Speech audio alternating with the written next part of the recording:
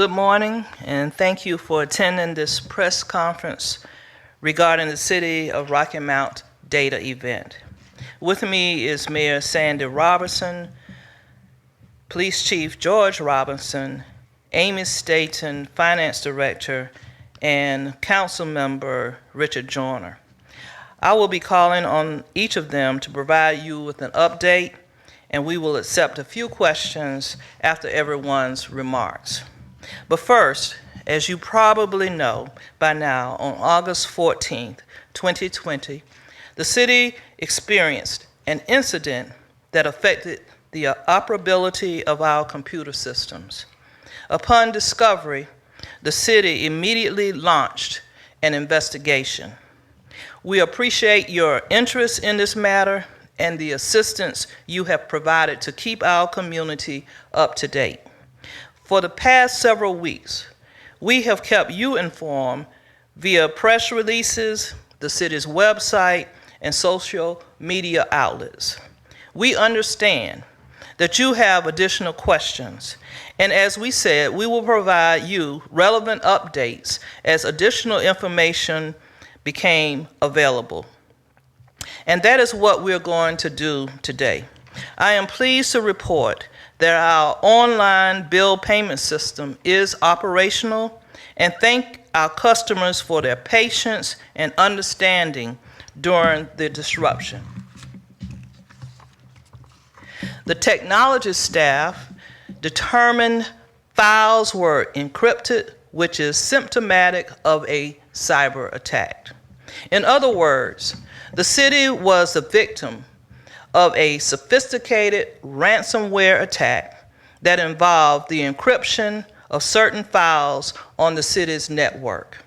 I will turn things over to the mayor so he can explain.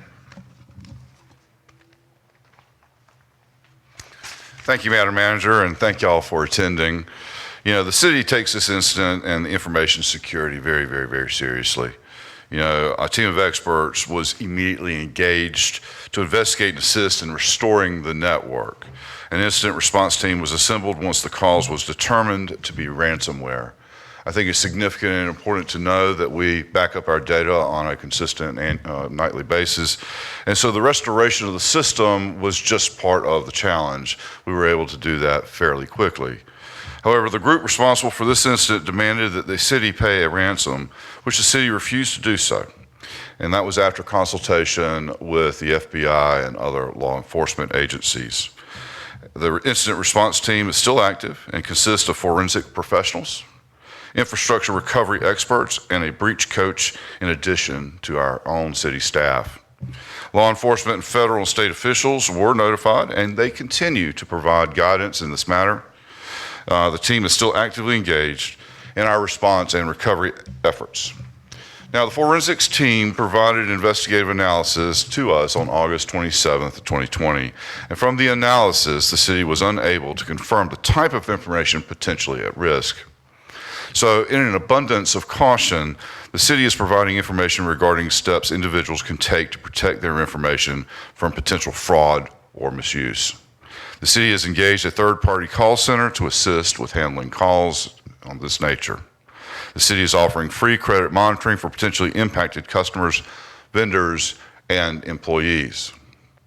After this press conference, you'll receive a press release regarding those actions, which will be posted on the city's website, along with a media and substitute notice. This time, I'd like to ask Madam Manager to come and continue with the press conference. Thank you, sir. At this time, I would like to call on Amy Staton, the city's finance director, to walk you through the chain of events. Amy.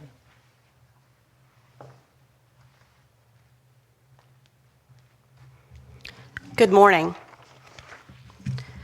The remediation began immediately on August the 14th with steps to protect the network endpoints and removing the malware.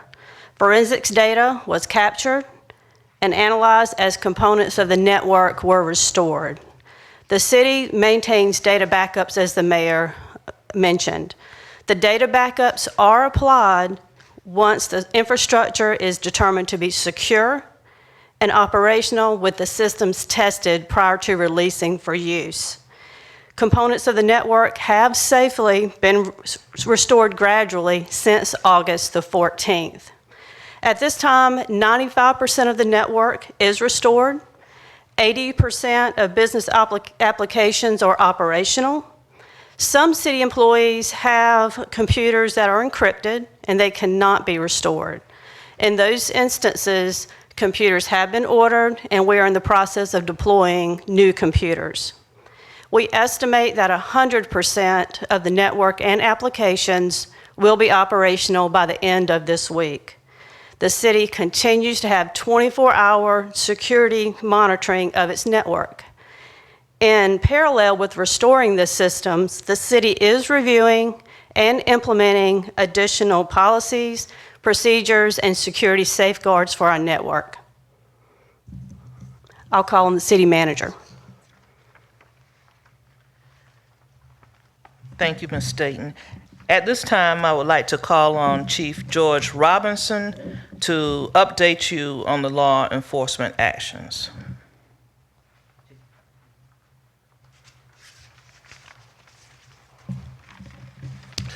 Good morning. I am Chief George Robinson.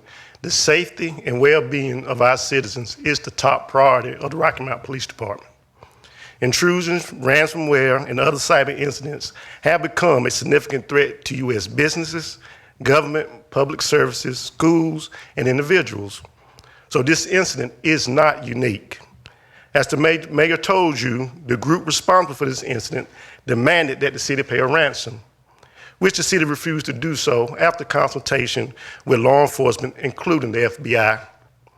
All law enforcement agencies, including local, state, and federal, do not recommend paying ransoms. As we know, these individuals and organizations attacking systems are criminals, and there is no guarantee that they will honor any term negotiated. The police department continues to work with state and federal partners in an attempt to identify who is responsible. As a general practice, the city encourages individuals to frequently reset online account passwords, to use complex password combinations, and not to share passwords or use identical passwords for multiple online accounts. Although the city investigation has not confirmed that online account passwords were impacted by this event, the city encourages individuals to reset any online account password for accounts associated with the city or online accounts accessed while on the city's network or computer devices. Thank you.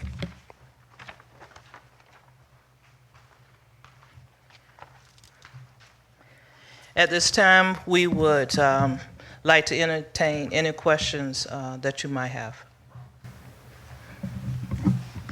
Question from the Telegram.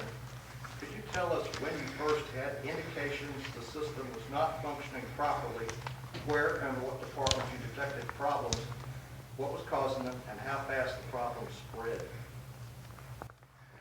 A lot of questions rolled up into that one, but so we detected the problem early morning, August the 14th.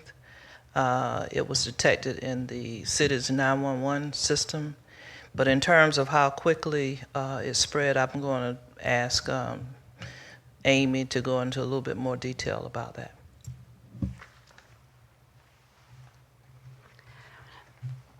Just to confirm, yes, we had a call from police personnel with not being able to access the network.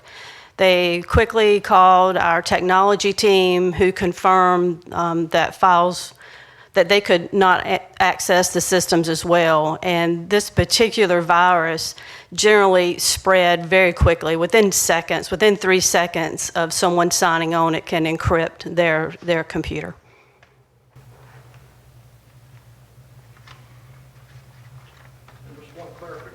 So are you saying that the city of Rocky Mount have information technology infrastructure in place to provide backup to the data to the system? And if so, did the backup fail and when and why, or the backup was not in place? The city does have backup systems, and the backups were good. We could not apply the backups until the infrastructure of the network was secured. Can you tell us how certain brand and whether age might have been a factor in vulnerability? Age is not a factor. Most of our systems are fairly current. The police system in particular was just upgraded recently this year. Different systems have different age on them, but they are current, and the applications are upgraded to be current supported versions. And while I know it's an ongoing investigation, just for the record, can you specify who the person or persons were demanding the ransom, what they specifically wanted from you all, and what did they promise in return for the payment or returns? This is a Conti ransomware. Don't know specifically who the threat actor is. They were demanding Bitcoin payment in return for a tool that would decrypt the encrypted files and any data that they may have taken, but we cannot determine what data they have taken. Is there any indication that the city was specifically targeted, or is this the kind of thing where they get as many people as possible? We don't have any indication that the city was specifically a target. And the IT director, was he unavailable today? That position is currently vacant. We'll be back in a minute. So the Chief Technology Officer is a position that was created, I believe, back several years ago. It certainly has been a challenge being able to fill that position. And ironically, we do have a candidate, a finalist, as of today or a couple of days ago. So pending their background investigation coming back in a positive way, I should be able to announce the appointment of a Chief Technology Officer for the city.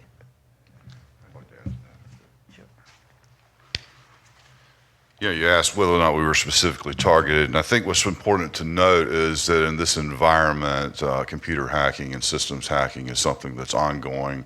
And in fact, we're seeing a great deal of it. I've been personally impacted through a number of companies that I've owned in the past, and it's not a fun process to go through. I think it is safe to say that in this particular case, all the right protocols were in place in terms of having the data to be able to back up, get back online. What was significant and maybe a little bit different is that because our servers are located on site, it's hard to switch to a virtual server system, mid-gear to make that restoration. So I think that, again, we've done everything that we could do in my personal experience, and I believe that cyber hacks will continue to be a part of it.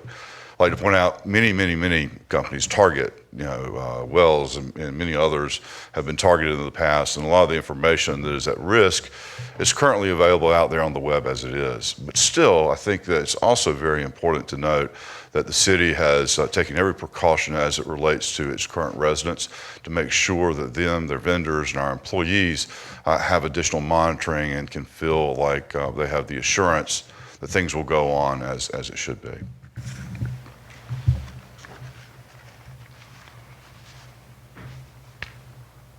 Will the city be able to maintain and keep this current system, or is there concern that there may have been damage to the system that might require either a major overhaul or rehabilitation, or just scrapping it and purchasing a new system? I think it's safe to say that we're going to be able to restore the system, and Amy can probably speak more intelligently on this particular matter. We do have a great team of forensic guys who've gone in. They're scrubbing the system as it works. I mean, this is different than a virus protection, where they're able to go in, see the attacks, see where they came from, and try to be able to trace it back. And that's the part that continues to be an ongoing investigation. I don't think we probably should speak too much to that. But let's just suffice it to say that I believe that we have a great team in place, and that team will continue to monitor and help us to improve our current delivery as it relates to IT services. And Amy may have something to add on. We'll be able to restore 100% of our servers. We will not need to replace any of them. All of them can be restored. All of the data can be restored and is good. The only thing that will need to be replaced are individual computers that are encrypted and cannot be restored, and that represents about 15% of the computers at the city, personal computers on the desktops. So these like stationary only or stationary laptops or what? Those are stationary desktops and laptops. Those are the endpoints, not the servers. But they would have to be. Those would be replaced. Do y'all have any estimate how much at this point this whole situation is going to cost y'all financially? Not at this time. And again, just confirming, you said you don't know whether residents' information was compromised or even how many of their residents? Not at this time. The forensics is still ongoing. We should be getting additional data on that, but we do not have any confirmation at this time. Let me also just add to that, in anticipation that that kind of information was released or compromised.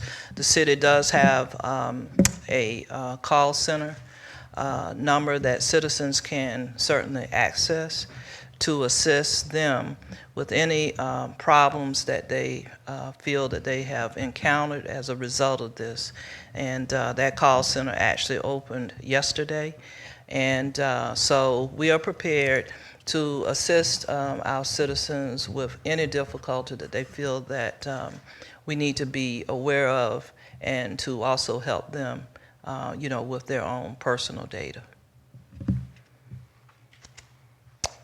Are there any other questions from anyone? So no more waiting in the line outside at the business?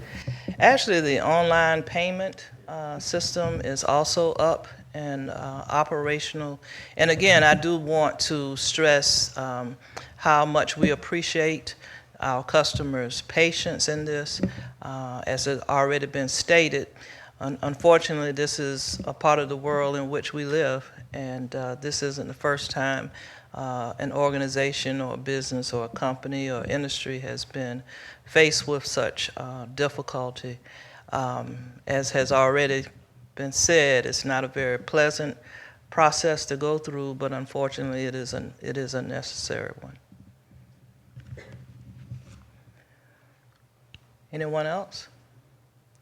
If not, well, we certainly thank you for your time, and we hope to bring this back 100% within the next couple of days, as the City Finance Director indicated, and thank you again for your time.